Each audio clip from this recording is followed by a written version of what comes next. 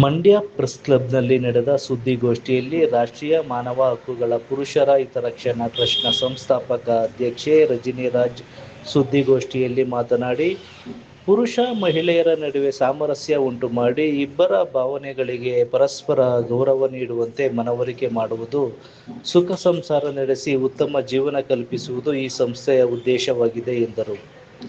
ಸುದ್ದಿಗೋಷ್ಠಿಯಲ್ಲಿ ಟ್ರಸ್ಟ್ನ ಪ್ರಧಾನ ಕಾರ್ಯದರ್ಶಿ ಜಿಟಿ ವೀರಪ್ಪ, ಕಾರ್ಯದರ್ಶಿ ಎಂಆರ್ ಸತೀಶ್, ಖಜಾಂಚಿ ಜಿಎಚ್ ವೇದವಲ್ಲಿ, ಸಂಘಟನಾ ಕಾರ್ಯದರ್ಶಿ ಎಚ್ಎಂ ಬಸವರಾಜು, ಪತ್ರಿಕಾ ಕಾರ್ಯದರ್ಶಿ ಬಿಪಿ ಪ್ರಕಾಶ್, ಕಾನೂನು ಸಲಹೆಗಾರ ಗುರುಪ್ರಸಾದ್, ಸದಸ್ಯರಾದ ಚೇತನ್, ಕೃಷ್ಣಾರಸ್ ಇದ್ದರು.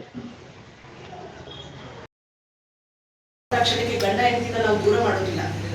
ಆಪ್ತ ಸಮಾಲೋಚನೆ ಮೂಲಕ ತಿಳುವಳಿಕೆ ಹೇಳಿ, ಕಾನೂನಿನ ಸೆಲೆಗಳನ್ನ ವಕೀಲರುಗಳ ಮೂಲಕ ತಿಳಿಸಿ ಅವರಿಗೆ ಉಪಯುಕ್ತ ಮಾಹಿತಿಯನ್ನು ಕೊಡುವುದೇ ಪುರುಷರ ಹಿತರಕ್ಷಣಾ ಸಮಿತಿ. ಹಾಗೆ ಪುರುಷರು ಕೂಡ ಮಹಿಳೆ ಮೇಲೆ ನನ್ನ ಹೆಂಡತಿ ಹೀಗೆ ಮಾಡ್ತಿದ್ದಾಳೆ ಅಂದ್ರೆ ಆ ಮಹಿಳೆಯರು ಕೂಡ ವಿಚಾರಣೆ ಮಾಡಿ ಅವರಿಗೂ ಕೂಡ ನ್ಯಾಯ ಕೊಡುವಂತ ನಿಟ್ಟಿನಲ್ಲೇ ಇದನ್ನ ಮಾಡ್ತಾ ಇರುವಂತದ್ದು.